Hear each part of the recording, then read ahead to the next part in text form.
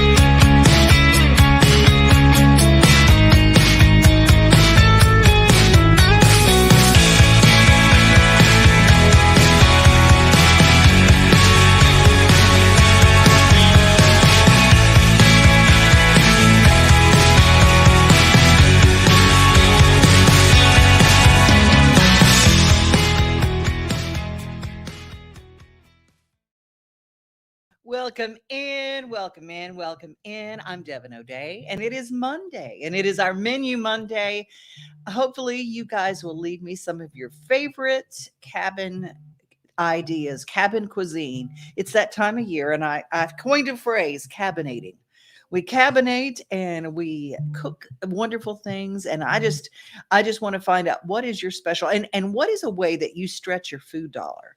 I love sharing tips like that. So if you've got one, please let us know. Give us a check-in on the show today. We're going to start out with something that's near and dear to my heart, and that is reminding people that it is the time of year to kind of tweak our lives and to kind of get a good start, don't you think? And one of the things that I want to encourage everybody to do is, especially if you have kids and you have teenagers, don't forget to show them how not to text and drive. AT&T did a wonderful campaign. They did more than commercials. They kind of did what we do here at Main Street. We don't really do commercials. We tell brand stories. And what AT&T did, they started a campaign and they did these mini movies. And it was a program called It Can Wait. And I think if you tell your kids not to text and drive, the best way to really show them is to literally show them by not texting and driving. Take a look.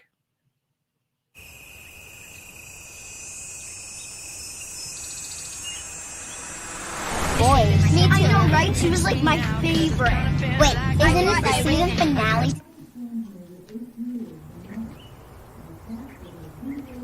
Janie likes Ryan. Janie likes Girls. Ryan. She sort of does like him though, right? Yeah. Muffin!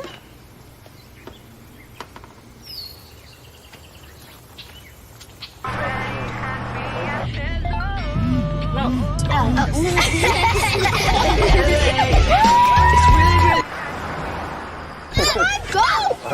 Have fun. What happened? Goggles. Those goggles. Bye. Hey, I'll pick you up at 3.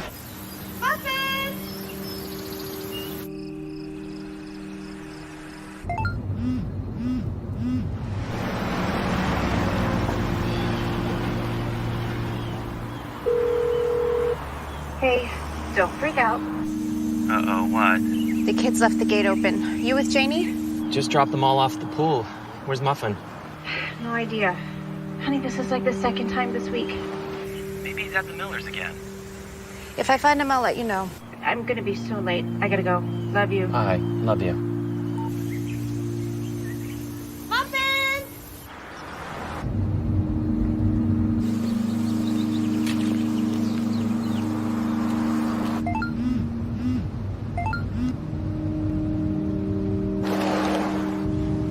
Was that Janie's mom? Who are you? I'm Justin. I live up the road. Do you mind dropping me off? Sure, but, you know Janie? I'm a friend of hers at school.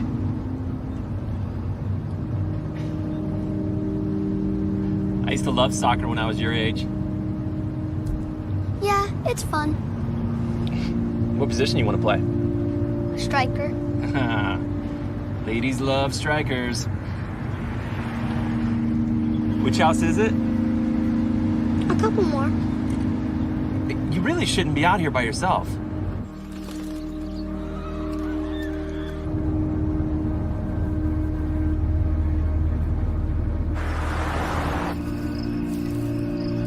Who's Muffin? Are you 40?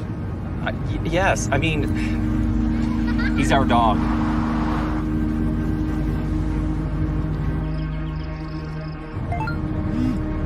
Do you want to answer that?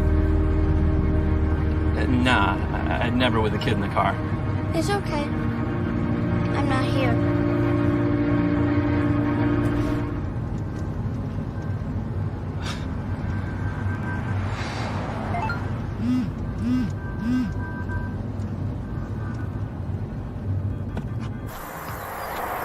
I'm there.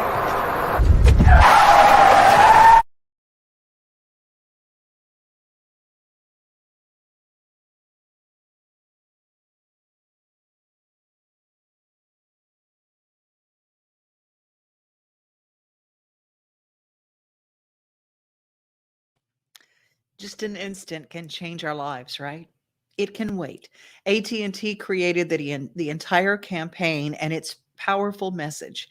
No matter where you are, no matter what you do, it is a poignant message, and it is seconds that can change your life forever and change the life of someone else. And it's important to always have those messages and maybe share those with your kids. Those little films are very, very impactful. Speaking of impactful, we lost one of the A team. The musicians, the Nashville Cats, the A team. Back during Christmas, the late Harold Bradley did. I shared an interview with him, and he talked about the A team. Well, over the weekend, we lost Pig Robbins, one of the most incredible piano players ever to be in Nashville, and part of his story is told beautifully by the Musicians Hall of Fame. Joe Chambers did an incredible set of interviews, and we did a little clip, but we'd love to share a little bit of the life of Pig Robbins. For us.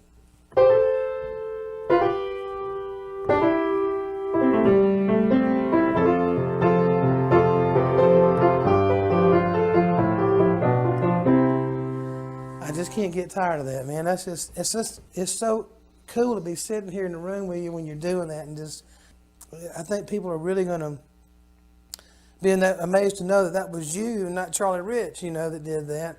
Not knocking Charlie at all, but I'm just saying that Charlie was a great piano player, man. But he was more into blues and jazz, but he was a great piano player. And another classic riff that you just came up with on the spur of the moment, which is totally amazing, was the Crystal Gale Brown Eyes Blue. Could you do that too?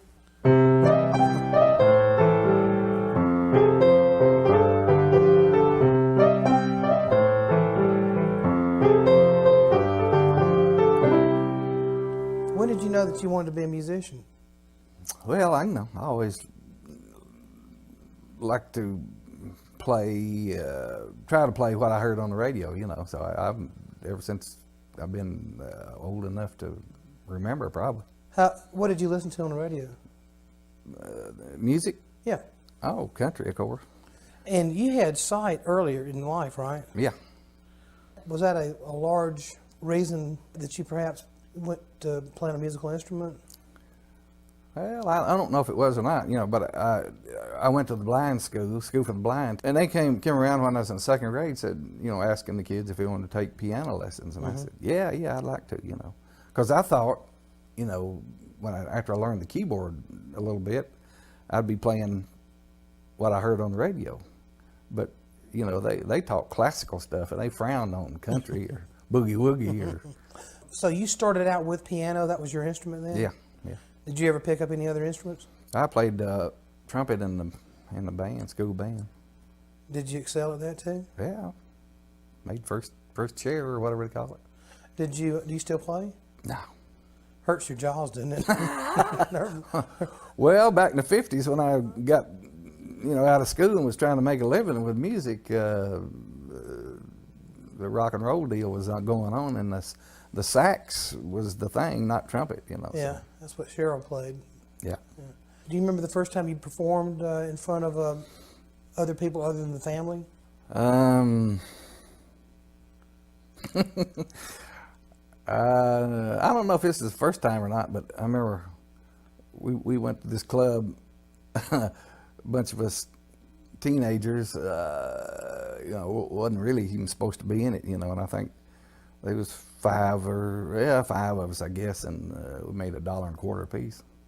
That was in the 50s? Yeah. So that you could probably have bought about 15 Cokes then. Yeah, probably. Which was not bad. That's or five beers, A beer was about 20 or 25 cents, So we had a beer then. Okay. And so then what progressed after that, Pig? What was your next? Oh, I don't know. Just playing from club to club, and. Were you in bands or just solo? Oh, no, bands, yeah. Country music? Yeah, country and rockabilly. Rockabilly was the thing then. And were you influenced by Elvis? yeah, I guess I was, and Jerry Lee and Carl Perkins, that whole Memphis deal, Probably Jerry Lee, maybe more than Elvis, you think? Well, yeah. And so what got you into playing in the studio?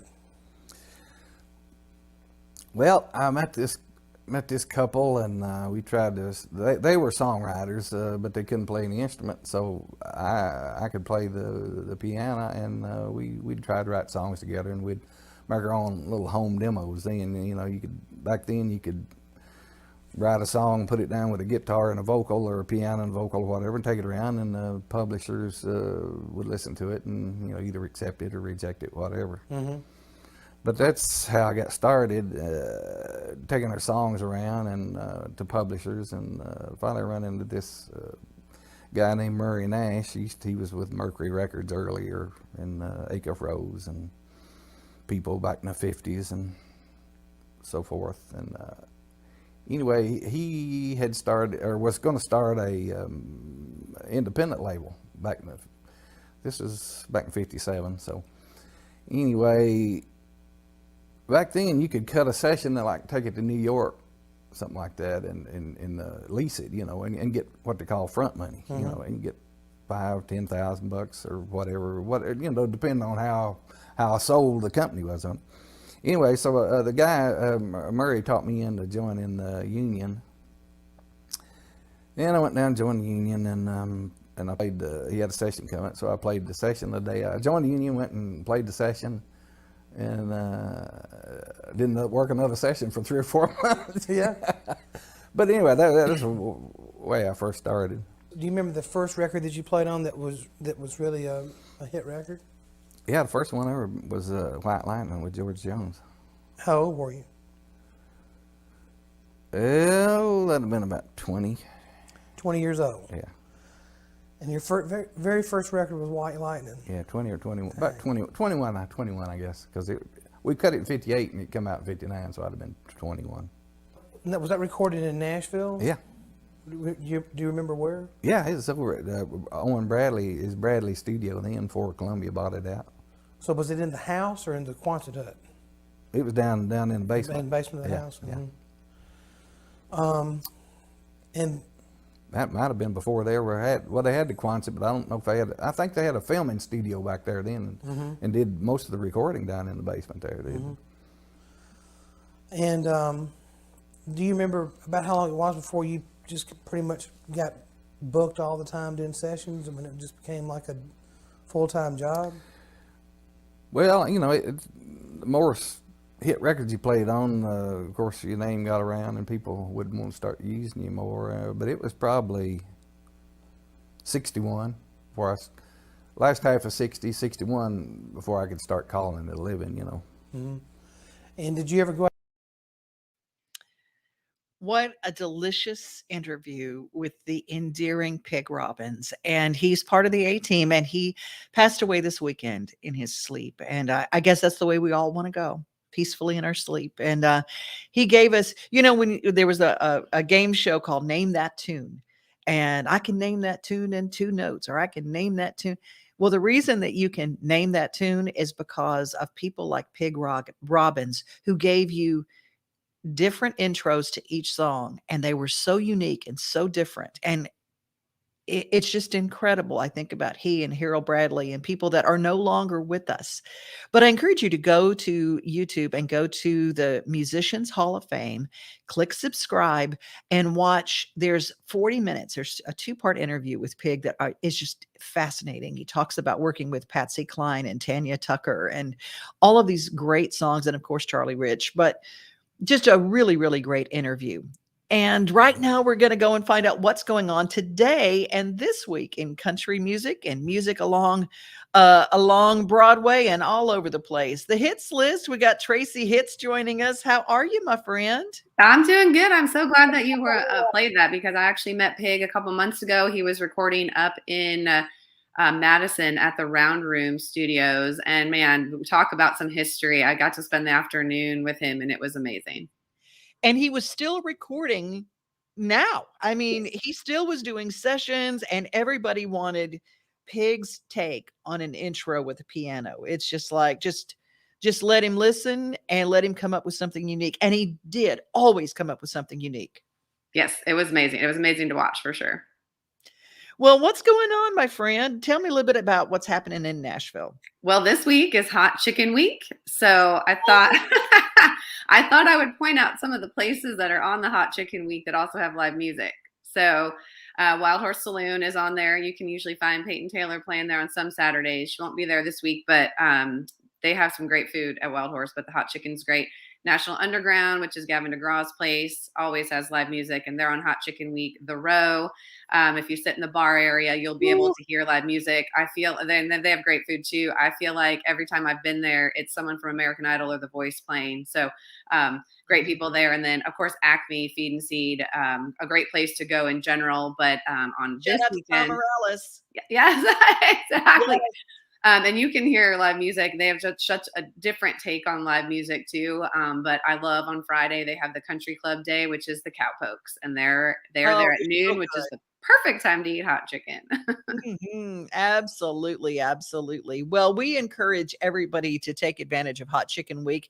And a big shout out to our friends at Party Fowl, who really have taken hot chicken and they're expanding around the world. And hopefully we will be talking about that in the next few weeks, about how, Nashville hot chicken is a thing. Hattie B's and Bolton's really kind of started the movement, and Prince's is the OG. I will tell you that before anybody, it was Prince's, and they are the ones that really created.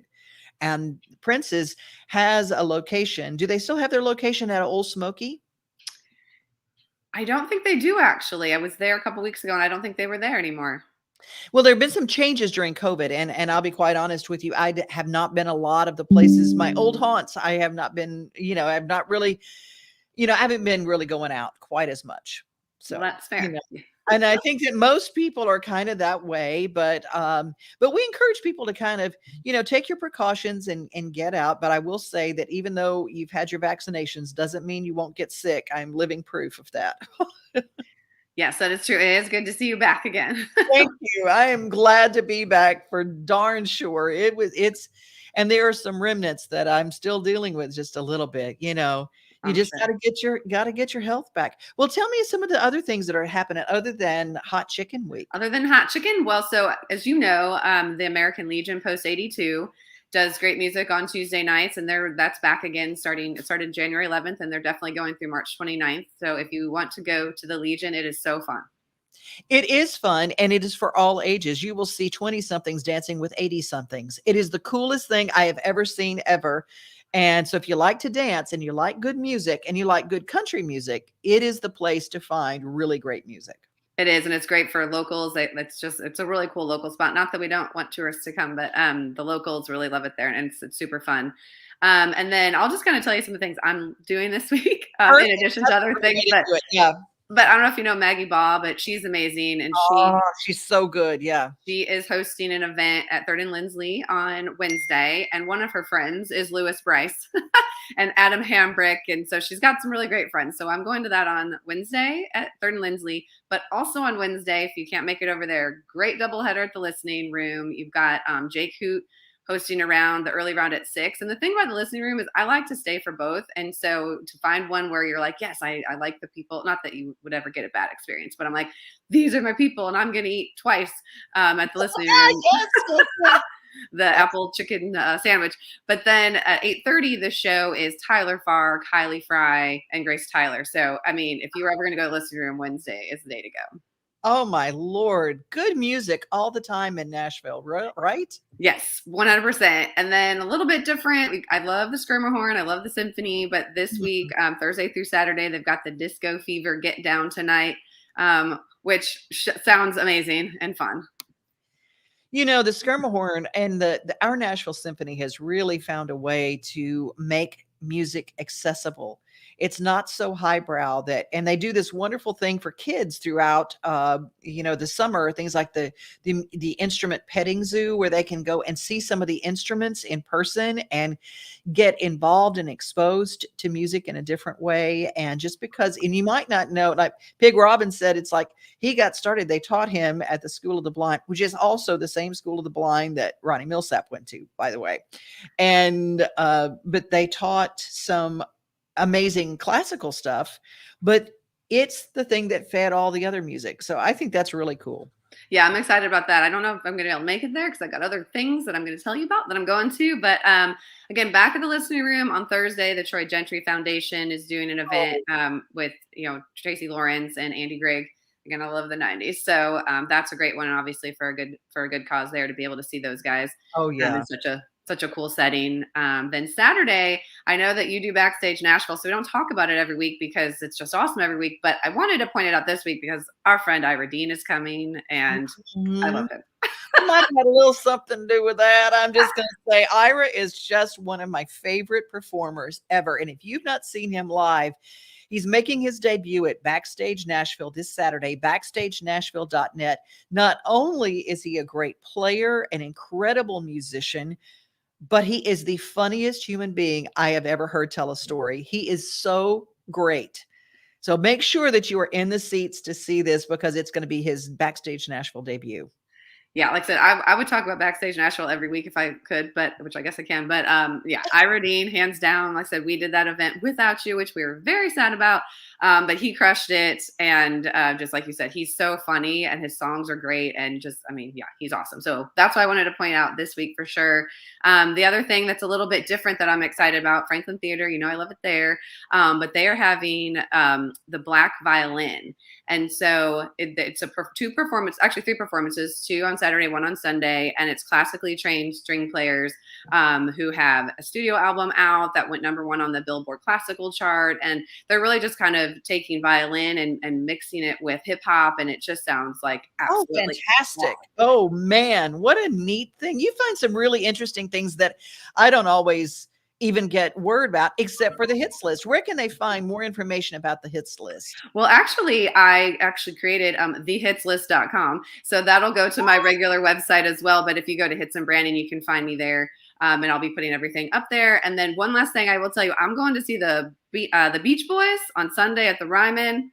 And before that, yes, Beach Boys. But before that, we're going to the Beatles brunch at the City Winery, which I've been wanting to check out. So jam-packed weekend for me to be going places. And I hope to see everyone out there as well. And if you can't go, you can watch every Monday. For the most part, every Monday, the hits list is part of it. Hitsandbranding.com. If you were an artist and you want to get involved in creating a brand for yourself, Tracy is your girl. She is the person who does that, and she works with companies, with corporations, with sports teams, and with musicians, and puts it all together in a nice, tidy package. And I love what you do, Tracy. Thank you. I love being here. I love telling people where they should be going this week, and always in Nashville. And a brand new website, thehitslist.com. So thank you so much. Awesome. Thank you, Devin. Great to see you. Likewise. Bye. Well, it's not just music in Nashville, but there's a tie-in from Nashville to North Louisiana that has happened for years. And, you know, we talked about Pig Robbins being on the road and playing with people like Jerry Lee Lewis, Faraday, Louisiana. Then we've got Michael Rhodes, one of the best bass players to ever be in Nashville. You've got Southern gospel like the Hemphills and the Martins out of West Monroe. All that Northeast corridor. Andy Griggs is from there that Tracy just mentioned. Teresa Atkins, Tim McGraw. So much music comes out of that area. But I didn't realize there was a tie-in with Deana Carter. Her father, Fred Carter Jr., was just recognized in the Northeast Louisiana Music Trail. Tammi Arender, my friend from RFD TV and News Channel 5, was there. We are officially unveiling the first sign on the Northeast Louisiana Music Trail honoring Fred Carter Jr. It's the first of its kind sign in Louisiana. It made perfect sense to start the trail with a sign dedicated and honoring Fred Carter Jr., who has played with everybody on the planet. Doyle Jeter has been on a mission to honor musicians who grew up in Northeast Louisiana. I moved here from Pennsylvania late 60s, and I found out real fast that this area of the country, in its particular Northeast Louisiana, is where the heart and soul and Mississippi of music in general. The blues and country and gospel and rock and roll. Got it. So the launch of the Northeast Louisiana Music Trail starts with Fred Carter Jr., a talented guitarist who played for numerous A-list singers and bands. He toured with Roy Orbison and Conway Twitty, played with Willie Nelson and Bob Dylan, just to name a few. His daughter, Deana Carter, famous for the 1997 Song of the Year hit Strawberry Wine, says people know her dad for his guitar playing, but his musical talents go far beyond the guitar. What I understand, he was playing fiddle at about 2 years old, just virtuoso like no other, and then picked up the guitar when he knew the hayride needed a guitar player, like later on in life. But he just always, they talk about him being a dreamer in the cotton fields and wanting to, you know, not pick cotton. He wanted to be playing music. So they were honored when Jeter and several others worked to raise the money and put up this permanent marker in the heart of town. Dad would be so proud. He would just, I know he's here with us, you know, he would just, he loved his hometown. He loved his family, and they instilled that in him, and he instilled that in us. And so I said earlier, it's more for him about family even, but music has just been a part of the family, so you can't separate the two. They go together. Deana, along with Bobby Bridger, held a concert at the historic Princess Theater in downtown Winsboro, paying tribute to not only Fred Carter Jr., but those who love the rich musical roots of this region. We have coming up signs that are already in motion for Webb Pierce from West Monroe, Hoss Logan from Marouge, Tony Joe White from Oak Grove, and Bobby Bridger from Columbia, and it goes on and on. Henry and Tookie, blues giants from Rayville, and you know, it's really great. We're finally getting to thank the performers, the musicians, and in a very real way to thank the people that have supported this music for, in our case, for 42 plus years, but in general for hundreds of years in this area. In Winsboro, Louisiana, I'm Tammi Arender for RFD TV. That's up in my neck of the woods. My grandfather, the late Reverend Larry Walker, was a pastor at the Crockett Point Baptist Church out in the middle of some soybean fields in Crowville, Louisiana. Or if you're from there, kind of like Shelbyville, it's Crowville. Well, we have got such great stories in today's show, but we're going to close today with one of my favorite artists. It's his birthday. It is Tony Jackson. And he is one of the best country singers out there right now. And a big happy birthday to Tony Jackson. He is part of the Old Dominion Barn Dance in Virginia, where my friend Donna Meade Dean, Donna Meade from the Stockyard, married Jimmy Dean, and they together, and now Donna carries on the tradition of the Old Dominion Barn Dance, a live show that is every week. And Tony is part of that. He's a regular, as well as touring the country. But we're going to close with his appearance on Country Road Television and Larry's Country Diner. And if you don't know about Larry's Country Diner, go online. You can subscribe. You can subscribe to Country Road Television. It's some of the best country music you will find. And since we've been talking about musicians, you will see playing next to him on this particular tape, Jimmy Capps. And on this date, back in 2014, he was inducted into the Musicians Hall of Fame. And Jimmy left us, and he's playing probably the best guitar in heaven that you would ever find. There's a great band in heaven, I will tell you right now. But just looking back and sharing music, because that's what we do every day. Happy Monday to you. And I hope that you know that to be safe and be kind, and remember most of all that you are loved. Here's an oldie but a goodie done the most beautiful of ways with Tony Jackson. Have a great day, everybody. Step right up, come on in. If you'd like to take the grand tour of the lonely house that once was home, sweet home. I have nothing here to sell you, just some things that I will tell you, some things I know will chill you to the bone. Over there sits the chair where she'd bring the paper to me and sit down on my knee and whisper, oh, I love you. But now she's gone forever, and this old house will never be the same without the love that we once knew. Straight ahead, that's the bed where we lay in love together, and Lord knows we had a good thing going here. See her picture on the table. Don't it look like she'd be able just to touch me and say, good morning, dear.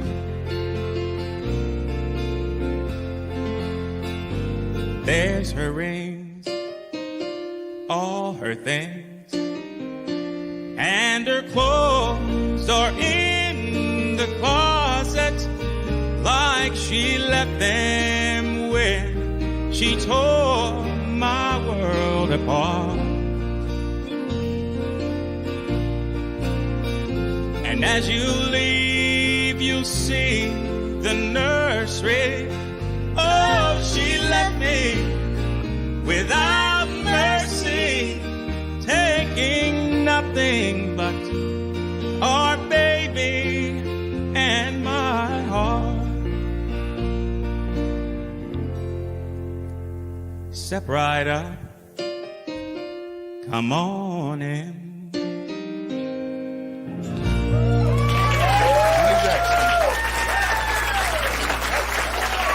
celebrate. Excellent. Nothing like the sunrise with your coffee in the morning, or taking a good book off the shelf. Another thing I love the most than being on my own is together with everybody else. Together, like a silent Sunday summer. Together, on my front porch with my friends. Together with who's ever there, standing next to me. Yeah, together is my favorite.